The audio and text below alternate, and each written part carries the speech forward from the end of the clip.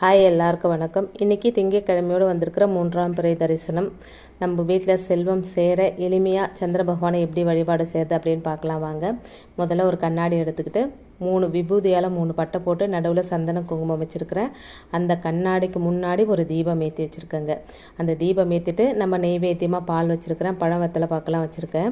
வெள்ளை நிற பூக்களால் அந்த கண்ணாடிக்கு நம்ம அர்ச்சனை பண்ணணுங்க. வெள்ளை நிற பூக்கள் இல்லை அப்படின்னு சொல்லிட்டு நான் பச்சரிசியால் அர்ச்சனை பண்ணிக்கிறேங்க. ஓம் சந்திர மௌலீஸ்வராய நமக அப்படின்னு அர்ச்சனை பண்ணிக்கிறேன். அதோட சித்தர்கள் சொன்ன ஒரு தாந்திரிக வழிபாட்டு முறையும் நான் செஞ்சுருக்கேன். ஏற்கனவே உங்களுக்கு வீடியோவில் சொல்லியிருக்கிறேன். சுத்தமான கிளாஸில் தண்ணி எடுத்துகிட்டு 3 ஏலக்காய், பட்டைப்பொடி, 2 1 நாணயம், பச்சரிசி போட்டு நம்ம பூஜை ரூமில் வைக்கணுங்க. பண வரவை அதிகரிக்கிற அது எளிய தாந்திரிக முறை. இதெல்லாம் பண்ணிவிட்டு இந்த பச்சரிசி அர்ச்சனை பண்ணி வச்சுருக்கிற பச்சரிசி அப்படியே கொண்டு போயிட்டு 3ஆம் பிறையை பார்த்தவாறு அதில் ஒரு 5 நாணயமோ இல்லை தங்கம் வெள்ளி இருந்தால் வச்சுக்கலாம். நான் 5 நாணயம் வச்சு ஓம் சந்திர மௌலீஸ்வராய நமக அப்படின்னு